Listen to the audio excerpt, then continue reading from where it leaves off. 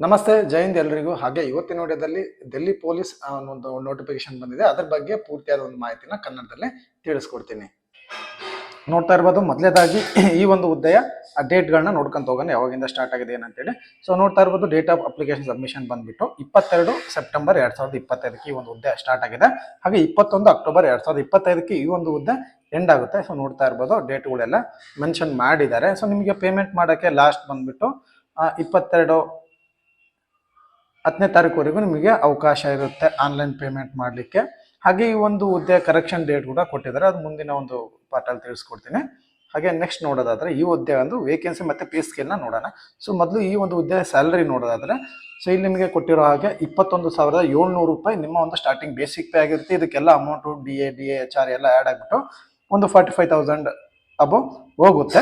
ಇದಾದ ನಂತರ ನಿಮಗೆ 69,000 ತಕ್ಕನ ಈ ಒಂದು ಬೇಸಿಕ್ ಪೇ ಹೋಗುತ್ತೆ. ಅಂದರೆ ನೀವು ಕಂಟಿನ್ಯೂ ಸರ್ವಿಸ್ ಮಾಡಿದರೆ ಸೊ ನಿಮ್ಮ ಒಂದು ಸ್ಯಾಲರಿ ಏನಿದೆ ಅದು 69,100 ತನಕ ಹೋಗುತ್ತೆ ಅನ್ನೋದು ಇದರಲ್ಲಿ ತಿಳಿಸ್ಕೊಟ್ಟಿದ್ದಾರೆ. ಈ ಒಂದು ಹುದ್ದೆ ಬಂದ್ಬಿಟ್ಟು ಗ್ರೂಪ್ ಸಿ ಒಳಗಡೆ ಸೊ ಬರುತ್ತೆ.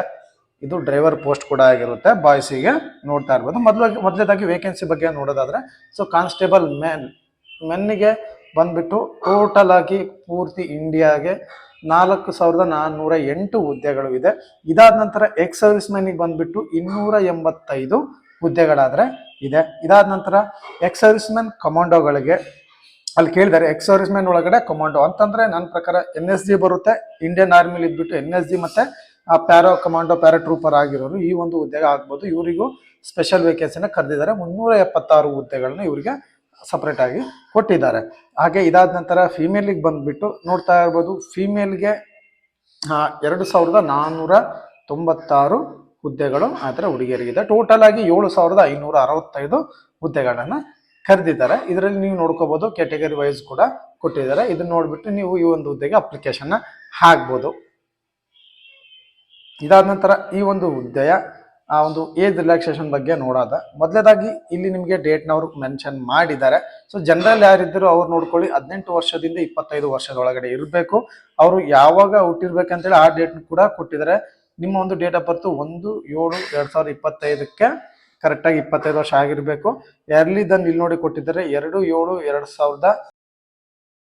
ಅದ್ರ ಮೇಲ್ಪಟ್ಟ ಹುಟ್ಟಿದವರು ಈ ಒಂದು ಅಪ್ಲಿಕೇಶನ್ ಹಾಕ್ಬೋದು. ಲಾಸ್ಟ್ ಎಲ್ಲಿ ತನಕ ಇರೋರು ಹಾಕ್ಬೋದಪ್ಪ ಅಂತಂತಂದ್ರೆ 1/7/2007 ಈ ಮಧ್ಯದಲ್ಲಿರೋರು ಈ ಒಂದು ಹುದ್ದೆಗೆ ಅಪ್ಲಿಕೇಶನ್ನ ಹಾಕ್ಬೋದು. ಓಕೆ, ಏಜ್ ರಿಲ್ಯಾಕ್ಸೇಷನ್ ಯಾರ್ಯಾರಿಗಿದೆ ಅನ್ನೋದನ್ನ ತಿಳಿಸ್ಕೊಡ್ತೀನಿ.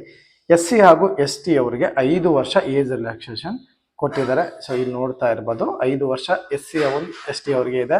ಇದಾದ ನಂತರ ಬಂದ್ಬಿಟ್ಟು OBC ಅವರಿಗೆ ನೋಡ್ತಾ ಇರ್ಬೋದು 3 ವರ್ಷ ಕೊಟ್ಟಿದ್ದಾರೆ. ಅಂತಂದ್ರೆ ನೀವು 28 ವರ್ಷ ಇದ್ರೂ ಕೂಡ OBC ಅವರ ಅಪ್ಲಿಕೇಶನ್ ಹಾಕ್ಬೋದು. SC ST ಅವರು 30 ವರ್ಷ ಇದ್ರೂ ಕೂಡ ಈ ಒಂದು ಹುದ್ದೆಗೆ ಅಪ್ಲಿಕೇಶನ್ ಹಾಕ್ಬೋದು. ಇದಾದ ನಂತರ ಸ್ಪೋರ್ಟ್ಸ್ ಪರ್ಸನ್ ಅವರಿಗೆ 5 ವರ್ಷ ಕೊಟ್ಟಿದ್ದಾರೆ. ಹಾಗೆ ಇನ್ನೊಬ್ಬ ಸ್ಪೋರ್ಟ್ಸ್ ಪರ್ಸನ್ ಅವರಿಗೆ 10 ವರ್ಷ ಏಜ್ ರಿಲ್ಯಾಕ್ಸೇಷನ್ ಕೊಟ್ಟಿದ್ದಾರೆ. ಇದಾದ ನಂತರ ನಿಮಗೆ ನೆಕ್ಸ್ಟ್ ಬರೋದು ಎಜುಕೇಶನ್ ಕ್ವಾಲಿಫಿಕೇಶನ್ ನೋಡ್ತಾ ಹೋಗೋಣ. ಈ ಹುದ್ದೆಗೆ ಬೇಕಾದಂತ ಎಜುಕೇಶನ್ ಕ್ವಾಲಿಫಿಕೇಶನ್ ತಿಳಿಸ್ಕೊಡ್ತೇನೆ. ಇದಕ್ಕೆ ಏನಿಲ್ಲ, ಸಾಮಾನ್ಯವಾಗಿ ನೀವು 10+2 ಅಂತಂತಂದ್ರೆ ನೀವು PUC ಅನ್ನ ಪಾಸ್ ಆಗಿರ್ಬೇಕಾಗಿರುತ್ತೆ. ಸೊ PUC ಪಾಸ್ ಆಗಿದ್ರೆ ಸಾಕು ಈ ಹುದ್ದೆಗೆ ಅಪ್ಲಿಕೇಶನ್ ಹಾಕಬಹುದು. ಹಾಗೆ ಹುಡುಗರು ಕಂಪಲ್ಸರಿಯಾಗಿ ಡ್ರೈವಿಂಗ್ ಲೈಸೆನ್ಸ್ನ ಹೊಂದಿರಬೇಕಾಗುತ್ತೆ. ಆ ಡ್ರೈವಿಂಗ್ ಲೈಸೆನ್ಸ್ ನಿಮ್ಮ ಒಂದು ಫಿಸಿಕಲ್ ಡೇಟ್ಗೆ ಹೋಗೋಕ್ಕಿಂತ ಮುಂಚಿತವಾಗಿ ನಿಮ್ಮ ಕೈಯಲ್ಲಿ ಇರಬೇಕು. ಸೊ ನೀವು LLR ಹಾಕ್ಬಿಟ್ಟು ಅದಾಕ್ಬಿಟ್ಟು ಬರಲ್ಲ, ನಿಮ್ಮ ಹತ್ರ ಆಲ್ರೆಡಿ ಆ ಡೇಟಿನೊಳಗಡೆ ಈ ಒಂದು ಲೈಸೆನ್ಸ್ ಇರಬೇಕು. ಅವ್ರ ನೋಟಿಫಿಕೇಶನ್ ಒಳಗೆ ಕ್ಲಿಯರ್ ಆಗಿ ಕೊಟ್ಟಿದ್ದಾರೆ. ಸೊ ಹುಡುಗರಿಗೆ ಮಾತ್ರ ಕಂಪಲ್ಸರಿಯಾಗಿ ಡ್ರೈವಿಂಗ್ ಲೈಸೆನ್ಸ್ ಬೇಕಾಗುತ್ತೆ.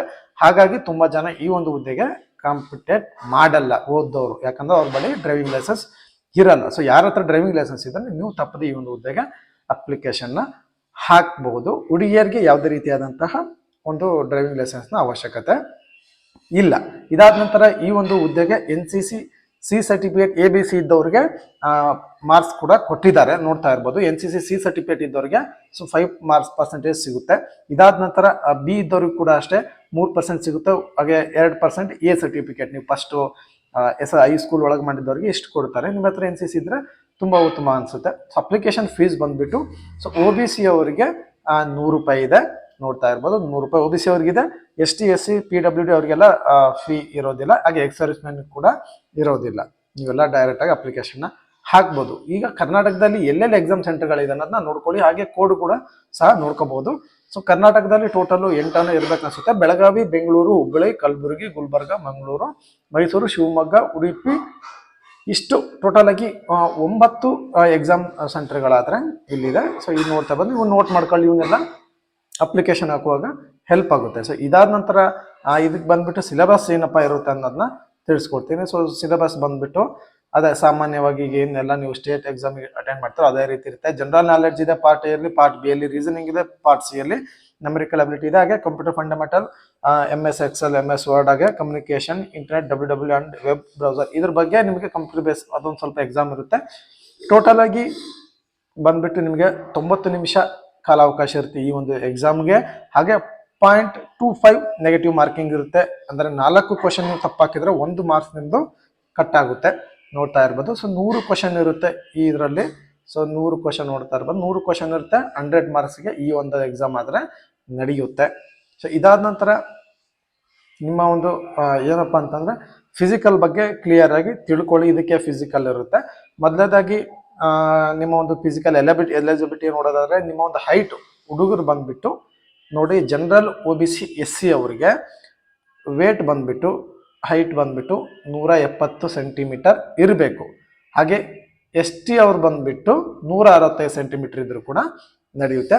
ST ಅವರಿಗೆ 165 ಸೆಂಟಿಮೀಟರ್, ಹಾಗೆ ಜನರಲ್ OBC SC ಇವರಿಗೆ 170 ಸೆಂಟಿಮೀಟರ್ ಇರುತ್ತೆ.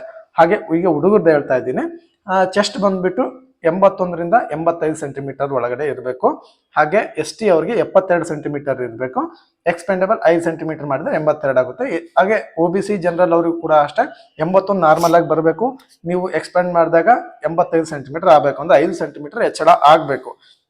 ಹಾಗೆ ರನ್ನಿಂಗ್ ಅಲ್ಲಿ ಯಾರಿಗೂ ಎಲ್ಲಾ ಕ್ಯಾಸ್ಟ್ ಅವ್ರಿಗೂ ಸೇಮ್ ಇರುತ್ತೆ. 1600 ಮೀಟರ್ ರನ್ನಿಂಗ್ ಇರುತ್ತೆ. 6 ನಿಮಿಷ ಕಾಲಾವಕಾಶ ಇರುತ್ತೆ.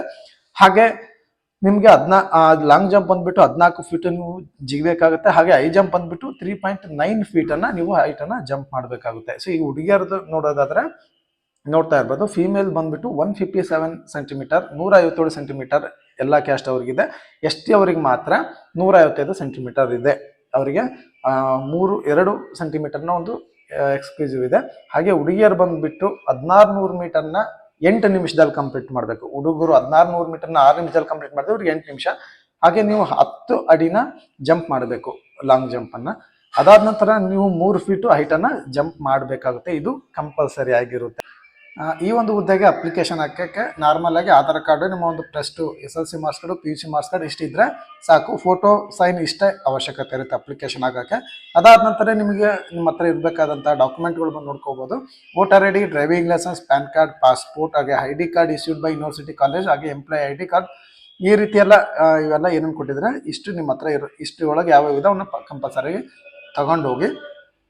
ಈ ಒಂದು ಎಕ್ಸಾಮ್ನ ಪ್ರೊಸೆಸ್ ನೋಡೋದಾದ್ರೆ ಸ್ಕೀಮ್ ಆಫ್ ಎಕ್ಸಾಮಿನೇಷನ್ ನೋಡ್ತಾ ಇರ್ಬೋದು. ಮೊದಲೇದಾಗಿ ನಿಮಗೆ ಕಂಪ್ಯೂಟರ್ ಬೇಸ್ಡ್ ಎಕ್ಸಾಮ್ ಇರುತ್ತೆ. ಇದಾದ್ಮೇಲೆ ನಿಮಗೆ ರಿಸಲ್ಟ್ ಬರುತ್ತೆ, ಮೆರಿಟ್ ನಿಲ್ಲುತ್ತೆ. ಇದಾದ ನಂತರ ನೀವು ಫಿಸಿಕಲ್ ಇರುತ್ತೆ, ಈಗ ರನ್ನಿಂಗ್ ಇರುತ್ತೆ, ನಿಮ್ಮ ಒಂದು ಹೈಟ್ ವೇಟ್ ಚೆಕಿಂಗ್ ಇರುತ್ತೆ. ಇದಾದ ನಂತರ ಒಂದು ಟ್ರೇಡ್ ಟೆಸ್ಟ್ ಇರುತ್ತೆ, ಡ್ರೈವಿಂಗ್ ಇರುತ್ತಲ್ವಾ ಅದ್ರದ್ದೊಂದು ಟೆಸ್ಟ್ ನಡಿಬಹುದು. ಇದಾದ ನಂತರ ಮೆಡಿಕಲ್ ಎಕ್ಸಾಮಿನೇಷನ್ ಇರುತ್ತೆ. ಇದೆಲ್ಲ ಮೆರಿಟ್ ನಿಲ್ತಾ ಬರುತ್ತೆ. ಇದಾದ್ಮೇಲೆ ನಿಮಗೆ ಲಾಸ್ಟ್ ಆಗಿ ಮೆರಿಟ್ ಲಿಸ್ಟ್ ಬರುತ್ತೆ.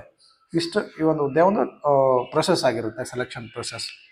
ಸೊ ಇಷ್ಟು ಸಂಪೂರ್ಣ ಮಾಹಿತಿ ಚಿಕ್ಕದಾಗಿ ಹೇಳಿದ್ದೀನಿ.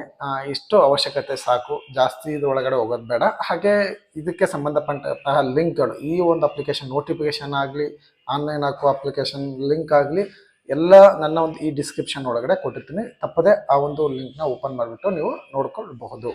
ಜೈ ಹಿಂದ್.